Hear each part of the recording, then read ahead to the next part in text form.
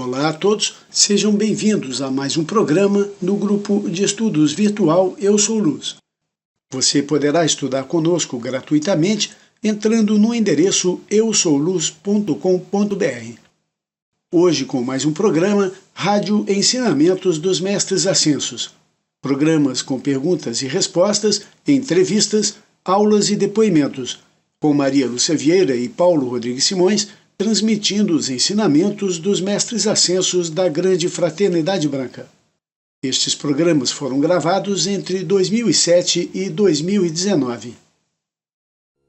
Hoje vamos falar sobre a parábola da videira, que vocês todos certamente já conhecem, mas é muito interessante analisá-la mais uma vez, porque ela traz um grande ensinamento para o nosso desenvolvimento espiritual. Mas antes, eu quero falar alguma coisa. O homem é seu próprio Deus. Ele, a cada dia, escreve seu destino. O exercício da palavra sagrada é uma ciência maravilhosa, como já temos analisado e comprovado. Mas o buscador deve estar ciente que horas de decretos diários diante do altar não resolvem todos os problemas. Estes exigem que decisões sejam tomadas. Pela lei do livre-arbítrio, os mestres e arcanjos não podem decidir pelos seus devotos. Tomar decisões corretas é um dos grandes aprendizados da alma, aqui no plano físico. O seu verdadeiro guru é o Cristo interno e ele pode auxiliar a decidir. Para isto, é preciso treinar cada vez mais o hábito de ouvir a intuição. Os problemas foram gerados por pensamentos errôneos, que devem ser extirpados como quem arranca uma praga do jardim. A omissão causa a estagnação do problema.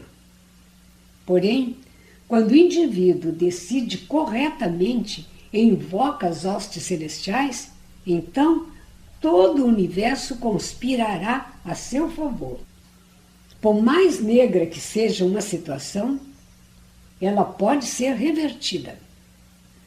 Por piores que tenham sido os teus erros do passado, você poderá apagá-los com a transmutadora chama violeta e o perdão de Deus, porque Ele ama você. Agora, o Paulo vai ler para vocês a parábola da videira, que se encontra no capítulo 15 de João, Evangelho de João. E depois eu vou ler e comentar a mesma parábola da videira no Evangelho secreto de Tomé. O texto bíblico que leremos agora refere-se muito à palavra vara. Vara é o mesmo que o ramo ou um galho de uma árvore ou de um arbusto. Então, iniciando. Abre aspas. Eu sou a videira verdadeira, e meu pai é o lavrador. Toda a vara em mim que não dá fruto é retirada. Limpa-se toda aquela que dá fruto, para que dê mais fruto. Vós já estáis limpos pela palavra que vos tenho falado. Estais em mim e eu em vós.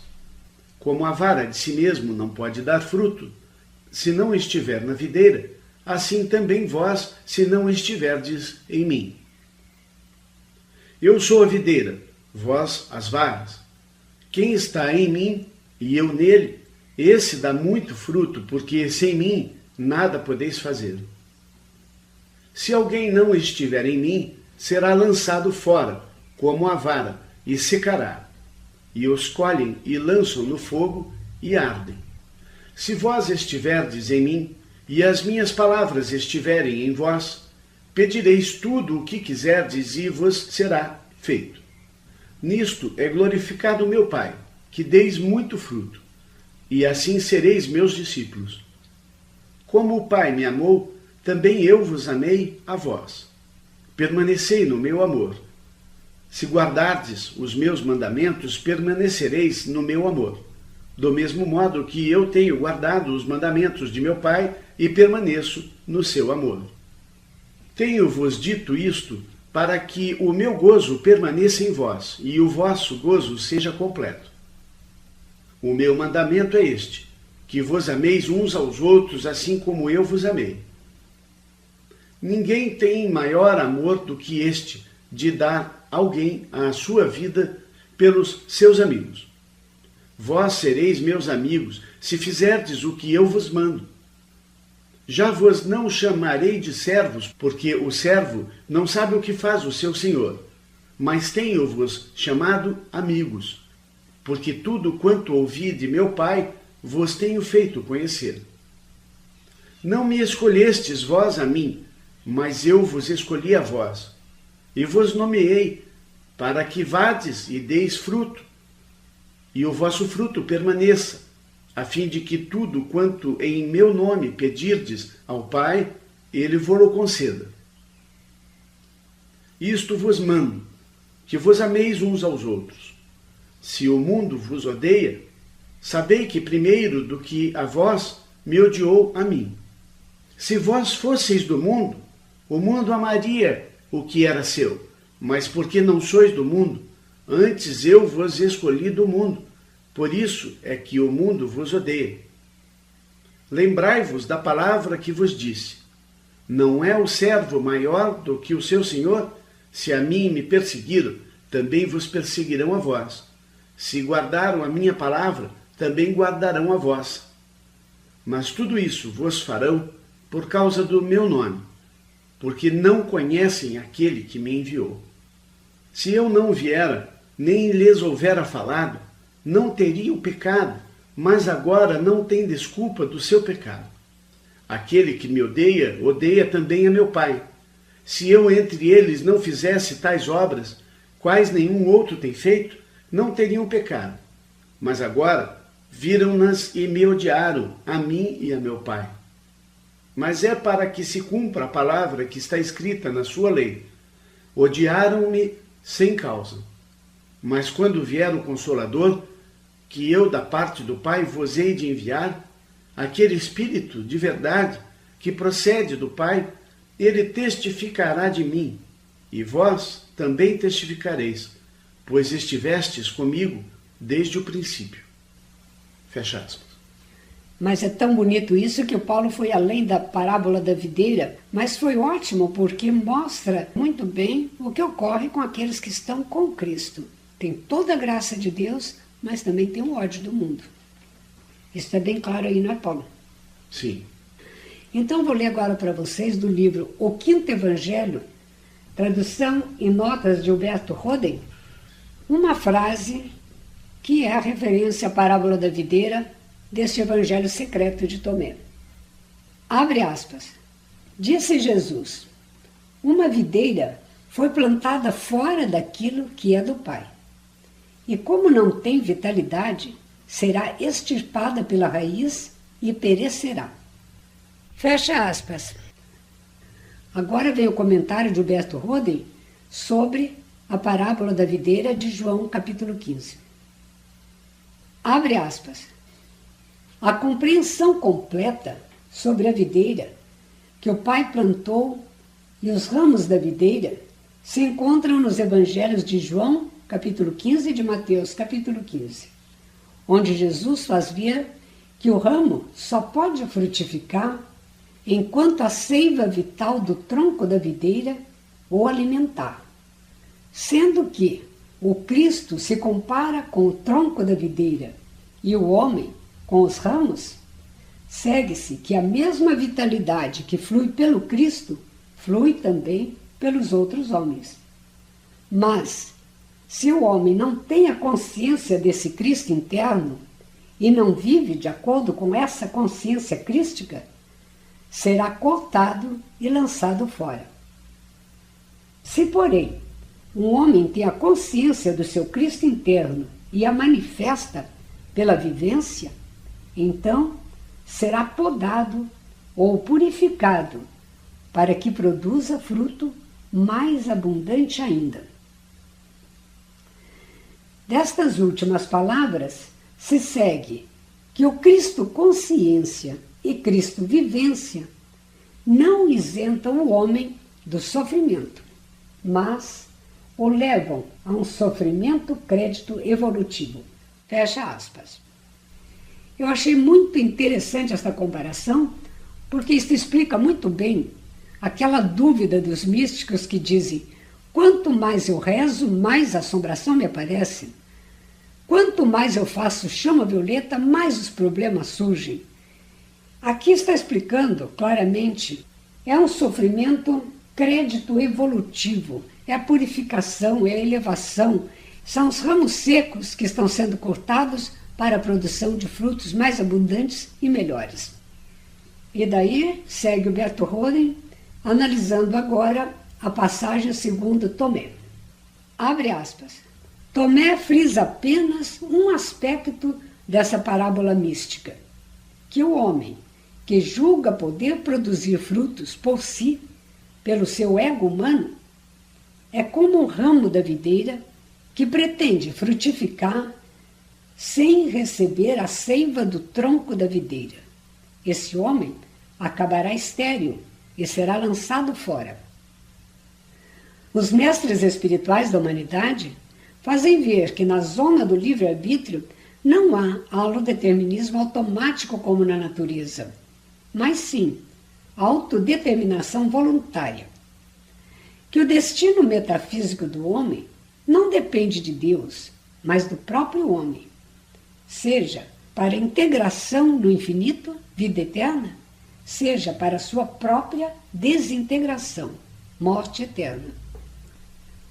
Podemos dizer que na zona do livre-arbítrio, o homem é seu próprio Deus.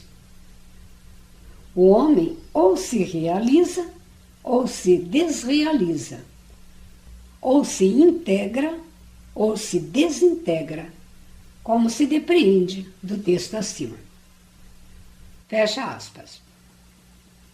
Eu gostei muito aqui desta comparação que o Berto Roden faz entre o holodeterminismo automático que acontece na natureza, nas árvores, e a autodeterminação voluntária que o homem precisa ter com seu livre-arbítrio.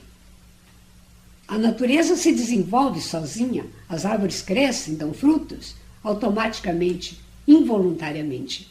Mas o homem, para se desenvolver, para produzir frutos abundantes e maravilhosos, precisa estar tomando decisões voluntárias.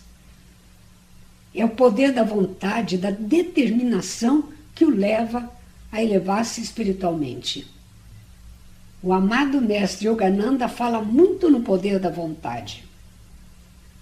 É preciso ter vontade e determinação para tomar decisões corretas e usar o poder do livre-arbítrio. Ao homem é dado o livre-arbítrio. Nenhum outro ser da natureza tem um livre-arbítrio.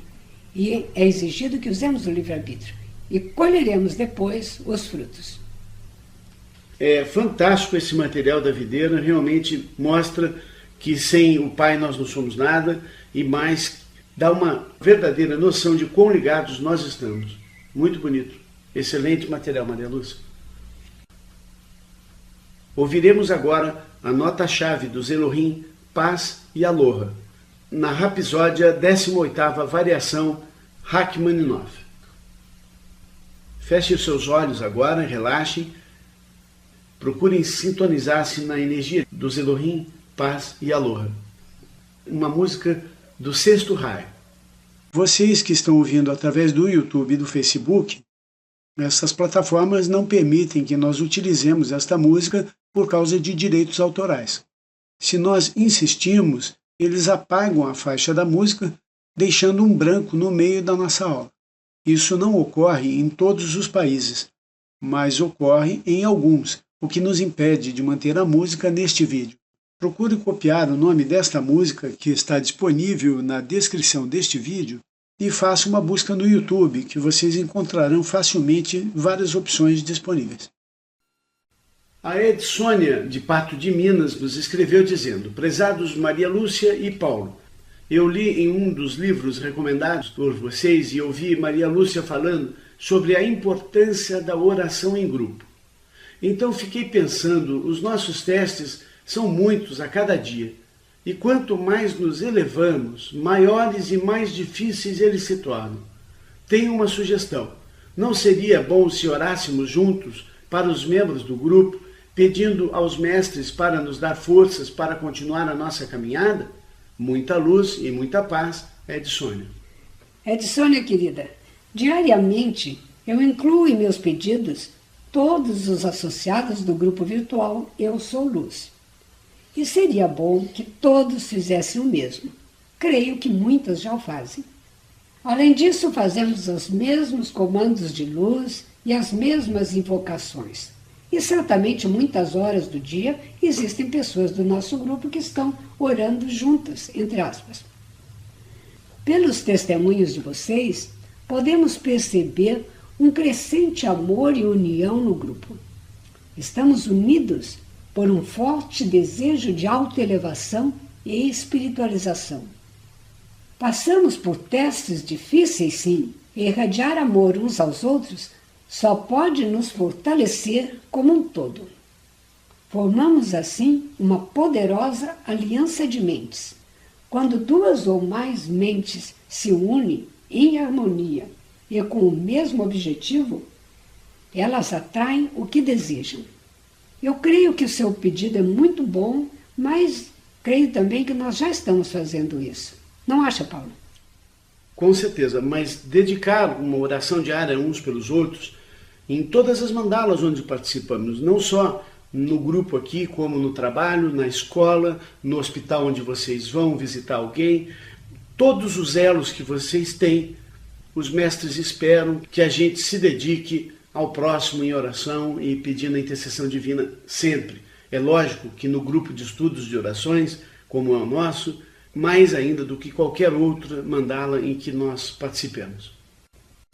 Eu quero agora ler para vocês um texto de Aldo Novak, que foi enviado para as Gotas de Sabedoria alguns anos atrás, mas que eu acho de extrema importância e farei um comentário depois. Prestem bem atenção porque todos nós passamos essa situação. Abre aspas. Você já notou como o tempo está passando rápido? O cérebro humano mede o tempo por meio da observação dos movimentos.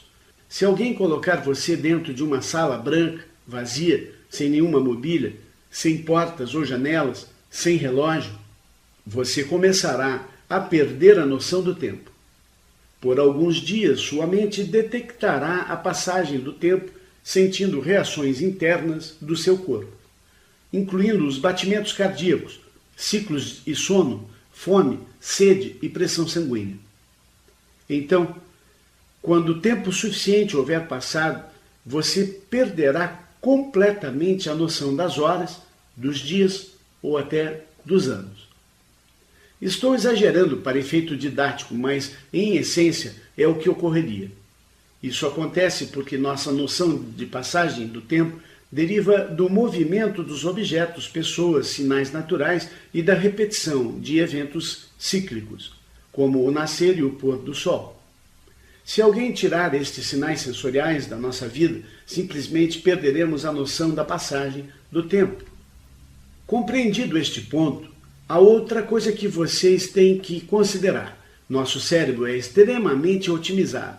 Ele evita fazer 2 vezes o mesmo trabalho. Um adulto médio tem entre 40 e 60 mil pensamentos por dia.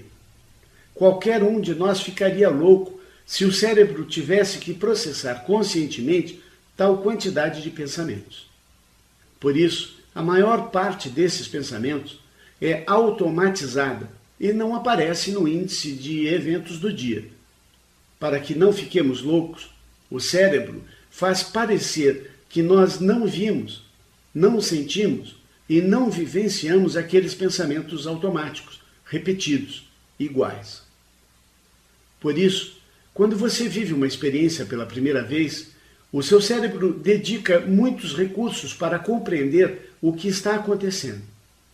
É quando você se sente mais vivo. Conforme a mesma experiência vai se repetindo, ele vai simplesmente colocando suas reações no modo automático e apagando as experiências duplicadas. Se você entendeu esses dois pontos, já vai compreender por que parece que o tempo acelera quando ficamos mais velhos e por que os natais chegam cada vez mais rapidamente. Quando começamos a dirigir, tudo parece muito complicado. O câmbio, os espelhos e os outros veículos, os pedestres. A nossa atenção parece ser requisitada ao máximo. Então, um dia, dirigimos trocando a marcha, olhando os semáforos, lendo os sinais e até falando ao celular, que é proibido no Brasil, ao mesmo tempo. E você usa apenas uma pequena área da atenção em seu cérebro para isso. Então, como isso acontece? É simples. O cérebro já sabe o que está escrito nas placas. Você não lê com os olhos, mas com a imagem anterior que já estava em sua mente. O cérebro já sabe qual é a marcha que deve trocar. Ele simplesmente pega as suas experiências passadas e as reutiliza, no lugar de repetir realmente aquela experiência. Em outras palavras, você não vivenciou aquela experiência, pelo menos para a sua mente. Aqueles críticos segundos de troca de marcha, leitura de placa, são apagados de sua noção de passagem do tempo. A primeira vez que isso me ocorreu foi quando passei 3 meses nas florestas em New Hampshire, nos Estados Unidos. Eu estava morando em uma cabana. Era tudo tão diferente, as pessoas, a paisagem, a língua, que eu tinha dores de cabeça sempre que viajava em uma estrada, porque meu cérebro ficava lendo todas as placas. Eu lia mesmo. Tudo era novidade para mim. Foram somente 3 meses, mas ao final do 2º mês eu já me sentia como se estivesse há 1 ano longe do Brasil. Foi quando comecei a pesquisar a razão dessa diferença de percepção. Bastou eu voltar para o Brasil e o tempo voltou a acelerar. Pelo menos assim parecia. Veja, quando você começa a repetir algo exatamente igual, a mente apaga a experiência repetida. Conforme envelhecemos, as coisas começam a se repetir. As mesmas ruas, pessoas, problemas, desafios, programas de televisão, reclamações, enfim, as experiências novas, aquelas que fazem a mente parar e pensar de verdade, fazendo com que o seu dia pareça ter sido longo e cheio de novidades, vão diminuindo. Até que tanta coisa se repete que fica difícil dizer o que tivemos de novidade na semana, no ano ou, para algumas pessoas, na década. Em outras palavras, o que faz o tempo parecer que acelera é a rotina. Não entenda mal. A rotina é essencial para a vida e otimiza muitas coisas, mas a maioria das pessoas ama tanto a rotina que ao longo da vida seu diário acaba sendo um livro de um só capítulo, repetindo todos os anos. Felizmente, existe um antídoto para isso. Mude e marque. Mude fazendo algo diferente e marque fazendo um ritual, uma festa, um registro com fotos. Mude de paisagem, tire férias com a família. Sugiro que você tire férias sempre e preferencialmente para um lugar quente em um ano e um lugar frio no ano seguinte. E marque com fotos, cartões postais e cartas. Tenha filhos, eles destroem a rotina de qualquer um. E como destrói? Com certeza, destrói mesmo. E sempre faça festas de aniversário para eles. E para você, marcando o evento e diferenciando o dia. Use e abuse dos rituais para tornar momentos especiais diferentes de nossos momentos usuais.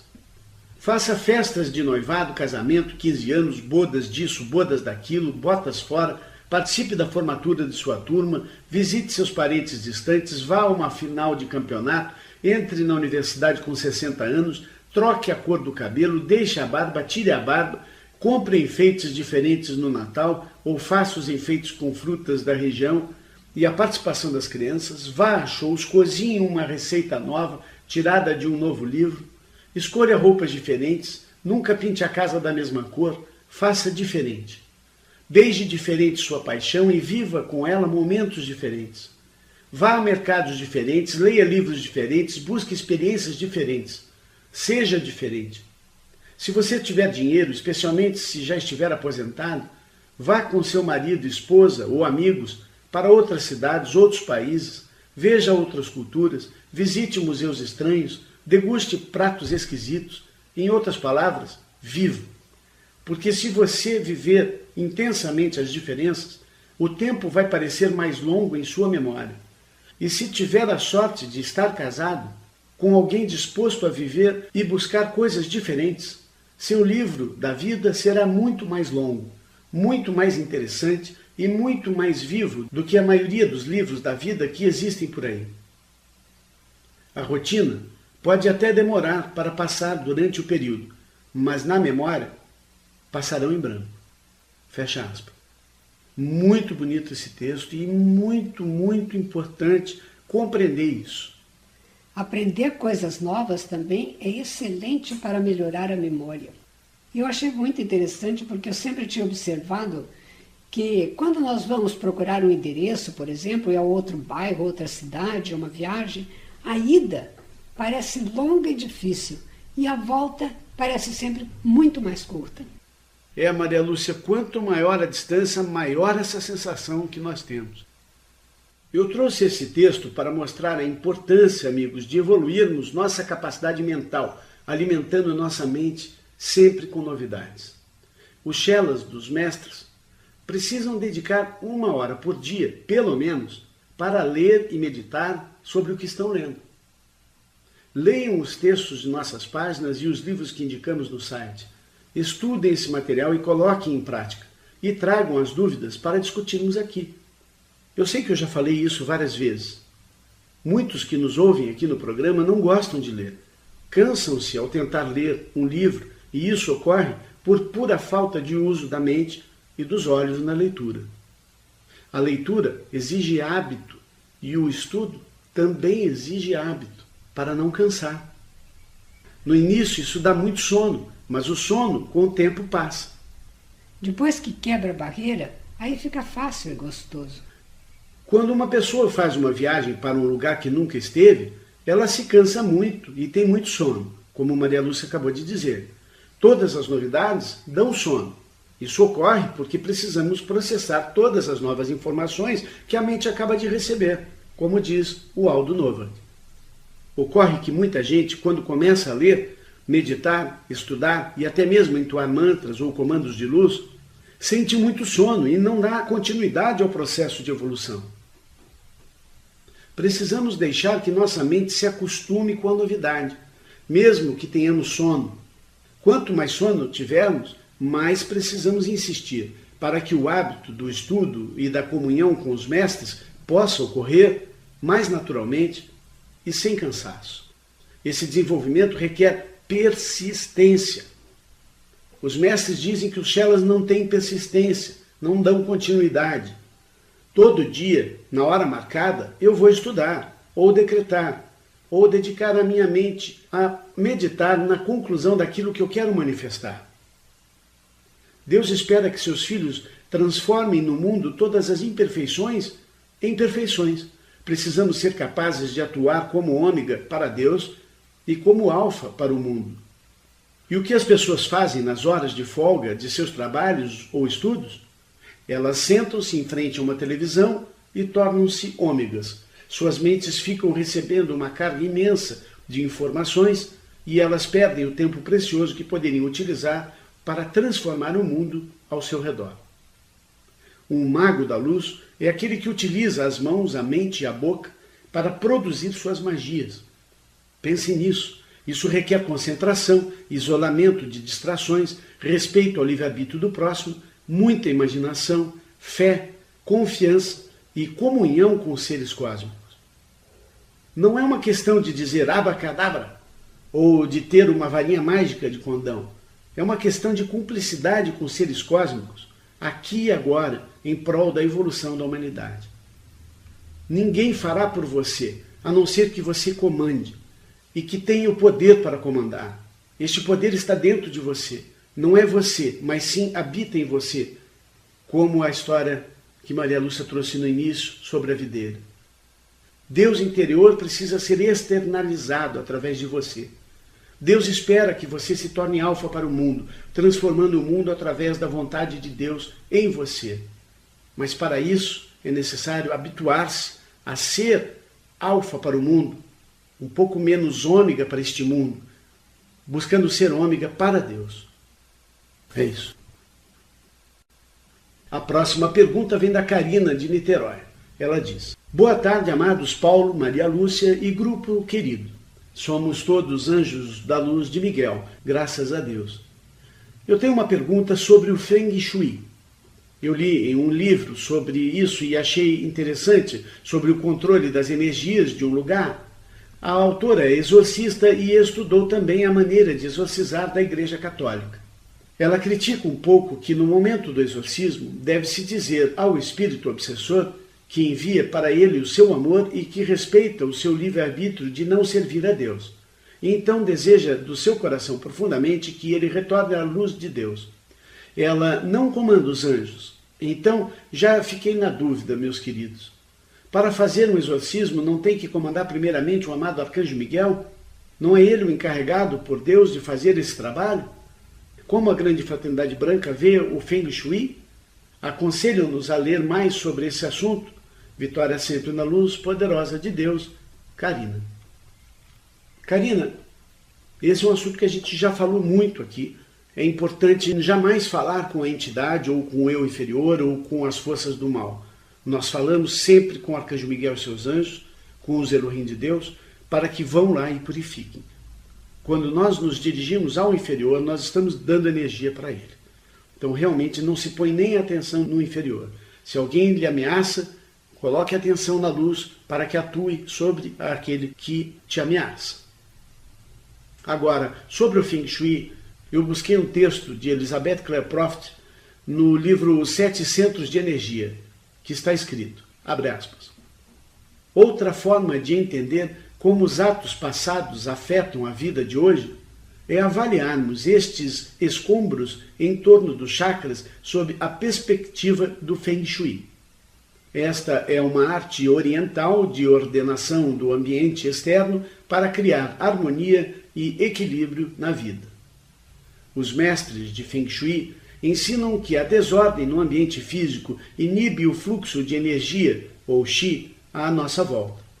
Eles dizem que o fluxo de energia, ou a falta dele, afeta de forma poderosa a saúde, as finanças, os relacionamentos e o próprio curso da vida. Exatamente da mesma maneira, a desordem kármica pode gerar bloqueios no fluxo de energia nos níveis sutis de energia dentro de nós, nos tornando mais lentos física, emocional, mental e espiritualmente.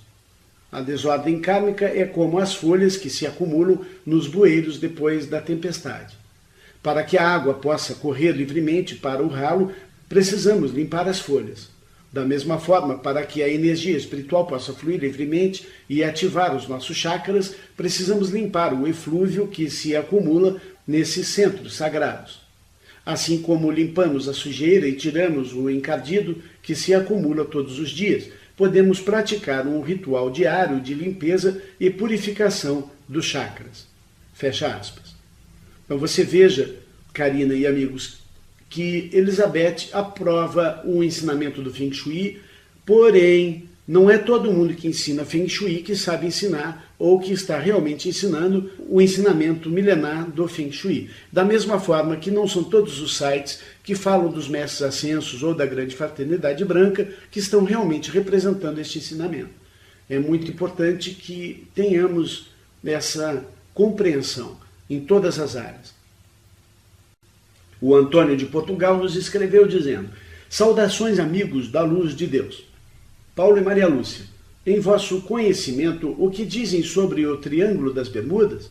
E outra pergunta sobre uma palestra que assisti sobre os ensinamentos da Gurumá Elizabeth Clare Croft. Diziam que no final de um decreto de purificação devemos invocar os anjos da chama violeta e os anjos do amor divino para preencher o vazio deixado pelo mal em nós. E se não o fizermos, esse espaço pode ser preenchido por um outro mal.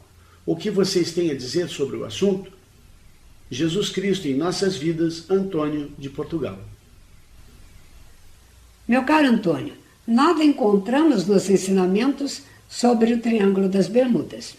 E nada sabemos além daquilo que todo mundo já sabe, que somem aviões, barcos, desaparecem completamente nessa área do Triângulo das Bermudas. Esse mistério aí que é muito divulgado nos jornais e revistas.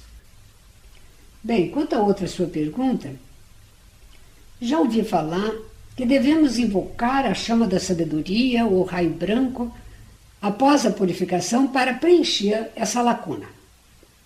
Contudo, eu não creio que isso seja indispensável nem mesmo necessário, pois todos os raios que invocamos, além da purificação, eles trazem as virtudes que os caracterizam. Você invoca a chama violeta, ela transmuta, mas ela também é justiça e é amor, amor divino, amor intenso. Ela preenche o vazio que saiu da injustiça e da purificação com amor. Se você invoca o raio da sabedoria, ele vai retirar a ignorância, mas ele traz iluminação. Se você invoca o primeiro raio, que purifica, que limpa, que liberta, que tira demônios, mas ele vai alinhar com a vontade divina. Então eu não vejo que seja necessário isso. E você, Paulo? Eu já ouvi esse ensinamento, mas eu sempre medito muito sobre isso. No caso, por exemplo, da chama violeta, que ela, para se formar violeta, ela é a mistura de outros raios. Ela é a mistura do azul com o rosa. Então vejam que a própria chama violeta já traz as vibrações do raio rosa e do raio azul. Geralmente, sabe, Antônio e amigos, os chelas dos mestres, eles não fazem só um tipo de raio e de invocação todos os dias. Nós fazemos vários. Nós passamos o dia em comunhão, em oração, em estudos. Então acho que não há como um chela, alguém que se dedique, realmente ficar nesse vazio. Mas, por outro lado, eu posso dizer a você que quando eu comecei nesse caminho, eu já contei aqui, eu fazia apenas chama violeta, não fazia outra invocação, a não ser a proteção de São Miguel. E, mesmo assim, essa energia da chama violeta, única e exclusivamente, me trouxe para o caminho da luz. Só fazendo chama violeta durante um ano, eu consegui me libertar para realmente enxergar a verdade e dar valor aos ensinamentos e começar a me dedicar. E eu já vi isso acontecer com muita gente, de não fazer nenhum outro raio, apenas a chama violeta e encontrar o caminho. Talvez porque o primeiro raio seja um raio que traz ordem, que traz direção, que traz progresso na vida das pessoas. E o raio rosa que traz a vontade de se dedicar pelo próximo, de ser melhor, e a própria harmonização para que a pessoa encontre o Cristo no coração e comece a dar ouvidos ao Cristo, que é o raio rosa do coração, que nós sabemos que é o caminho para a comunhão com o Cristo. Não é, Maria Lúcia? Sim, é claro. Eu acho que isso aí é um assunto que está em aberto. Realmente um bom assunto que você trouxe. A gente precisa discutir isso mais, porque tem muita gente que leva isso a ferro e fogo e talvez não seja por aí. Aceito mais perguntas sobre esse assunto para a gente dar continuidade. Agora, uma testemunha de Elizabeth Clare Prophet, o John Fanuzzi, escreveu o seguinte, abre aspas, através dos anos, eu construí muitas coisas para a mãe. Um altar, uma sacada na corte, peças para o altar, móveis. Remodelei a casa de sua infância lá em Nova Jersey e trabalhei também em sua casa atual. Um dia, mãe pediu-me que fosse remodelar seu quarto, e eu o fiz. Depois que o projeto ficou pronto, eu assisti a uma conferência em Santo Antônio e a encontrei no corredor. Ela ignorou-me completamente e eu senti-me tão pouco apreciado. Todas essas ideias passaram pela minha cabeça. Quando estávamos em Montana, um tempo depois, eu assisti a um casamento. Mãe estava lá, e eu decidi permanecer fora de seu caminho. Enquanto ela descia o corredor principal, virou-se e veio diretamente na minha direção, deu-me um grande abraço e disse, John, agradeço a você pelo meu novo quarto. Compreendi então que eu tinha passado uma grande prova de desapego. Através dos anos, eu tive muitas iniciações e disciplinas flamejantes com a mãe. Pouco tempo antes de a mãe aposentar-se, eu disse a ela, mãe, eu não a temo mais. Amo você como a uma irmã. Ela delicadamente olhou-me nos olhos e disse, por que tomou tanto tempo? Fecha aspas. Muito bonito, né? Linda. Os mestres, né? Não só os ascensos, nos tratam como crianças, deixam a gente ir descobrindo as coisas nós mesmos, passo a passo, mas sempre de olho no seu cello. A Margarida Schwenk, de São Paulo, nos disse: queridos Paulo e Maria Lúcia, agradeço pela oportunidade dos ensinamentos, paciência e amor oferecidos ao grupo. Fui criada na Igreja Católica e nunca me contentei em professar algo que não passasse pelo crivo da razão, uma vez que minha alma questiona. Preciso de respostas convincentes, preciso entender para respeitar. Encontrei respostas no catecismo e logo estava buscando ensinamentos em sites esotéricos até chegar à grande fraternidade branca. Sinto que o conhecimento da doutrina espírita me tornou um ser humano melhor. Estou em processo de lapidação, reforma íntima. Meu trabalho no kardecismo é muito bom. Faz 10 anos que estou praticando, tenho total repulsa por carne, não fumo, nem bebo e não tenho vontade de consumir nada disso. Por outro lado, tantos ensinamentos maravilhosos obtive nos estudos da grande fraternidade branca. Gostaria de poder continuar aprendendo e doando. Sinto amor e atração pelas duas correntes, sinto sublimidade nos dois momentos. Jamais saio de casa sem invocar Saint Germain, Mãe Santíssima, Arcanjo Miguel e Mestre Jesus. Os mestres são tão generosos a ponto de aceitar e compreender esta minha dualidade? Com amor, Margarida. Querida Margarida, os mestres são realmente extremamente generosos, compreensivos e compassivos. Mas vejamos esta situação sob outro ponto de vista. Na escola da vida, você frequentou a sala de aula do kardecismo durante 10 anos. Será que não aprendeu lá tudo o que deveria? Os mestres te conduziram agora a outro nível de estudo. A vida aqui na Terra é transitória, é um contínuo aprendizado de desapego. Achei curioso você dizer: gostaria de continuar aprendendo e doando. Interpretei isto como se você pensasse que só pode doar no kardecismo enquanto aprende na fraternidade. Mas você pode doar também na fraternidade, e de uma forma muito mais ampla e poderosa. Você veja, por exemplo, o que a Vânia falou hoje. Ela pôde ajudar de uma forma à distância, muito ampla e poderosa. O que eu sugiro a você a fazer é o seguinte: escreva uma carta ao amado Saint Germain perguntando se você deve continuar nas duas escolas ou ele te mostra o que você deve fazer. Ouça a voz do teu guru, que é o teu Cristo interior, para decidir. Mas leia a nossa aula sobre o plano astral e o plano etéreo, que se encontra no botão Ensinamentos, e você verá como são duas escolas completamente diferentes. O kardecismo atua no plano astral e os mestres atuam no plano etéreo. Então é como você querer cursar duas escolas completamente diferentes, dois níveis completamente diferentes. Os mestres sim toleram isso a princípio, mas para o seu próprio desenvolvimento eles aconselham uma definição. Mas você que saberá o momento, e o seu guru interno é que dirá a você isso. O Antônio de Portugal nos escreveu mais uma vez dizendo: saudações amigos da grande luz cósmica, Paulo e Maria Lúcia. Hoje, dia 23 de setembro, decidi não ir trabalhar. Tirei folga. Não para descansar, mas sim para ir à livraria. A mesma livraria em que compro os livros de Gourmand, Elizabeth Prophet.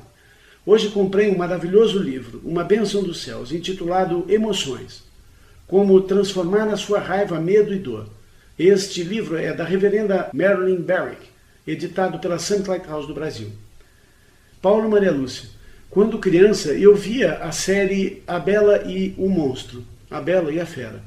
Na altura não entendia o verdadeiro ensinamento por detrás da história. E hoje no livro que acabei de comprar, na página 129, está escrito, abre aspas, domar a fera interior. Como acontece em muitos contos de fada, o drama da Bela e a Fera é inteiramente sobre a natureza humana. A Bela representa o nosso lado feminino interior, a nossa alma que tem as lições a aprender como impor limites com compaixão. Esse não é um teste fácil. Ela pode ficar tão zangada com aquele homem arrogante quanto ele com ela. E o teste dela é preferir ser compreensiva, amorosa e misericordiosa. Frequentemente é difícil amarmos a nossa parte zangada e ainda mais difícil amá-la no outro. Mas a vida é um espelho. Em algum lugar, a raiva que vemos no outro é um reflexo para que possamos perceber a raiva que guardamos em nós. Como a Bela do conto de fadas, que precisou alcançar a vitória para si mesma e para a Fera, amando a essência interior dele, nós precisamos fazer o mesmo. Assim como ela amou, perdoou e foi gentil com ele, também podemos abrandar a nossa fera interior. Fecha aspas. Que bonito texto, Paulo Maria Lúcia. Esse texto fala da nossa alma com o eu inferior. Se pudermos acrescentar algo, seria mais uns euros na minha conta bancária. Irmãos, eu estou muito feliz em Deus. Antônio. Paulo, nós tivemos a felicidade de ter aula com a Marilyn Berry, que não, lembra-se? Eram aulas maravilhosas. Sim. E eu até agradeço essa lembrança do Antônio, porque eu vou adquirir esse livro que eu não tenho. Antônio, a alma é a criadora do eu inferior. Assim, ela só poderá vencê-lo com o amor. Pois se a alma odiar o seu eu inferior, estará odiando parte de si mesmo e dará energia para que a fera se torne ainda mais poderosa. Precisamos colher esta parte ruim que em nós habita e purificá-la com amor. Amor por Deus e pelo próximo, amor pela nossa própria vida eterna, alegria, bem-estar, bons pensamentos e, acima de tudo, serviço em prol da vida. Pois amar é servir, servir com o bem, o bom e o belo. São estas as energias que matam o eu inferior, pois ele se alimenta de más energias que emitimos. Energias más, ruins e feias. Egoísmo, raiva, inveja, tristeza. É isso que dá vida ao eu inferior. Busque a felicidade, afirmando sempre: amado Deus Pai e Mãe, eu estou aqui. Eu sou feliz porque eu estou neste mundo para servi-lo. Use-me, amada presença iluminada, para manifestar o seu amor. Amém. Bom, essa frase, amigos, que eu acabei de ler para vocês é a nossa frase escolhida da semana. Vamos repetir 9 vezes comigo. A frase, vou repetir mais uma vez para vocês lembrarem. Amado Deus Pai e Mãe, eu estou aqui. Eu sou feliz porque estou neste mundo para servi-lo. Use-me, amada presença iluminada, para manifestar o seu amor. Vamos lá, 9 vezes comigo. Amado Deus Pai e Mãe, eu estou aqui. Eu sou feliz porque estou neste mundo para servi-lo. Use-me, amada presença iluminada, para manifestar o seu amor. Amado Deus Pai e Mãe, eu estou aqui. Eu sou feliz porque estou neste mundo para servi-lo. Use-me, amada presença iluminada, para manifestar o seu amor. Amado Deus Pai e Mãe, eu estou aqui. Eu sou feliz porque estou neste mundo para servi-lo. Use-me, amada presença iluminada, para manifestar o seu amor. Amado Deus Pai e Mãe, eu estou aqui. Eu sou feliz porque estou neste mundo para servi-lo. Use-me, amada presença iluminada, para manifestar o seu amor. Amado Deus Pai e Mãe, eu estou aqui. Eu sou feliz porque estou neste mundo para servi-lo. Use-me, amada presença iluminada, para manifestar o seu amor. Amado Deus Pai e Mãe, eu estou aqui. Eu sou feliz porque estou neste mundo para servi-lo. Use-me, amada presença iluminada, para manifestar o seu amor. Amado Deus Pai e Mãe, eu estou aqui. Eu sou feliz porque estou neste mundo para servi-lo. Use-me, amada presença iluminada, para manifestar o seu amor. Amado Deus Pai e Mãe, eu estou aqui. Eu sou feliz porque estou neste mundo para servi-lo. Use-me, amada presença iluminada, para manifestar o seu amor. Amado Deus Pai e Mãe, eu estou aqui. Eu sou feliz porque estou neste mundo para servi-lo. Use-me, amada presença iluminada, para manifestar o seu amor. Amém. Próxima pergunta vem da Ângela, de Belo Horizonte. Ela diz: Querida Maria Lúcia, no último programa, escutando sua explicação sobre os seres elementais, entendi que quando ascensionamos, o nosso ser elemental adquire uma chama trina. Assim, ela se torna uma nova alma, nascem novas almas. Isto dá uma ideia de infinito. Quando ficamos um com Deus, deixamos a individualidade e nos tornamos parte integrante de Deus. E aí não existimos. Mas é isto? E por que então existimos em milhares de encarnações, aprendemos, evoluímos, ascensionamos, integramos-nos com a fonte divina, outras começam? Por que tudo isso? Desculpe-me se a minha dúvida é primária, mas caminhei tanto e agora estou aqui. Grata pela atenção, vitória sempre na luz. Eu sou Ângela, de Belo Horizonte. Querida Ângela, o corpo elemental de um indivíduo passa a ter livre-arbítrio quando ele ascensiona. Liberta-se, assim, de seguir as ordens maléficas dos homens. E quando ele segue uma ordem do mal, ele fica aprisionado. Isso é terrível para eles. Quanto à outra pergunta, Ângela, quem somos nós para dizer quando e como Deus cria novas almas? Nós sabemos que tem a primeira raça raiz, segunda, terceira, que a sétima raça raiz está vindo aí. Agora, quando elas foram criadas, nós não podemos dizer. E se serão criadas outras almas. Ângela, eu sei que você já leu o nosso livro Razão de Viver, e agora que você já desenvolveu os ensinamentos, está na hora de relê-lo à luz de uma nova consciência. Este conceito da unidade e individualidade está muito profundamente explicado no livro. Unificando-se a Deus, o que deixa de existir é o ego humano, a personalidade. O homem torna-se imortalmente individualizado em Deus. Veja os mestres ascensos. Eles são indivíduos com diferentes características. O indivíduo se integra em Deus, mas ele continua tendo a sua própria individualidade. A próxima pergunta vem da Karina, de Niterói. Ela diz: Boa tarde, Paulo, Maria Lúcia e estudantes da luz. Minha pergunta é sobre o karma. Vivi uma situação e queria a opinião de vocês. Bem, minha ex-chefe está ainda me devendo um dinheiro. Ela está devendo para outras pessoas que trabalham para ela também. Mas apesar disso, ela parece ser uma pessoa que não é mau caráter. É uma pessoa até simpática. Bem, eu não tive raiva dela em momento algum, como teria normalmente antes de pertencer à luz. Em oração, entreguei o dinheiro ao nosso amado Arcanjo Miguel e falei para ele dispor desse dinheiro como ele quisesse. E que se eu não recebesse o dinheiro, que o Arcanjo Miguel o trocasse para mim por outra coisa que ele achar conveniente para mim. Bem, então a pergunta é, eu agindo assim, eu resolvo o karma dela também? O fato de ela ter feito isso, mesmo que eu tenha perdoado, irá ter consequência para ela em outra vida? Grata, vitória sempre, Karina. Sabe, Karina, nessa vida, quando fazemos a nossa parte, o que já não é fácil, passamos a ser exemplos para os que estão perto de nós. Vemos aqui duas coisas distintas, aliás, três. Primeiro, ela com certeza não passou o teste e não há nada que você possa fazer para resolver isso. Em segundo, ela teve a intenção de não lhe pagar.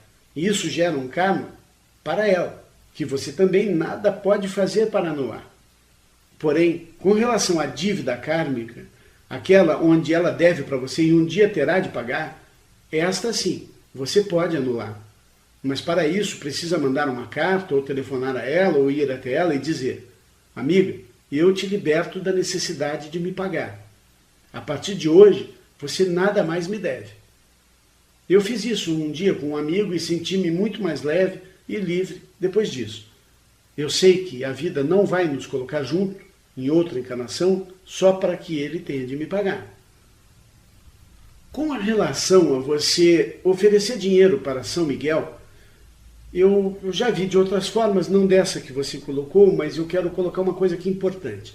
Muitas vezes nós oferecemos uma parte do dinheiro que ganhamos, isso vale até para o dízimo, né? E nós dizemos: mestre, traga mais dinheiro para mim para que eu possa doar mais para tal instituição. É impressionante como aumenta as vendas, os negócios que nós temos. Mas isso não vai de encontro ao livre-arbítrio de um ser humano, como você está fazendo. Colocando um dinheiro para São Miguel receber de alguém que decidiu não pagar, não é certeza de receber. Agora, se eu vendo pizza, e quanto mais pizzas eu vender, mais dinheiro eu recebo, e eu doar uma parte dessa renda, dessa pizza, para São Miguel em uma determinada instituição necessitada, onde a vida necessita, aí sim o mestre vai atrás de livre-arbítrio, atrás de pessoas que podem realmente trazer uma melhora financeira para este ambiente. Certo? Bem interessante isso, né? Achando a maneira certa de comunhão com os mestres, com os anjos, com os arcanjos, nós conseguimos realmente milagres nessa vida.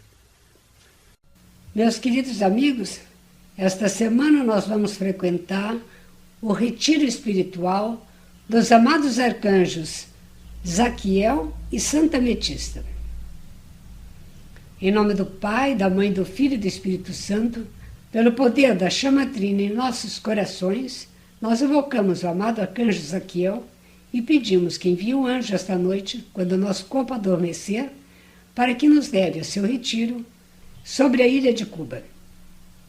Amado arcanjo Zaquiel, liberta-nos da ignorância. Em nome do Pai, da Mãe, do Filho e do Espírito Santo. Amém. Amém. Venha estudar conosco no grupo de estudos virtual Eu Sou Luz, pelo endereço eusouluz.com.br. Participe com sua doação para que possamos levar os ensinamentos para mais e mais pessoas, pelo Pix contato@eusouluz.com.br. Agradecemos a participação de todos e pedimos para que inscrevam-se no canal e clique no sininho para que vocês possam então receber o alerta para cada vídeo que liberarmos por aqui. Até um próximo vídeo.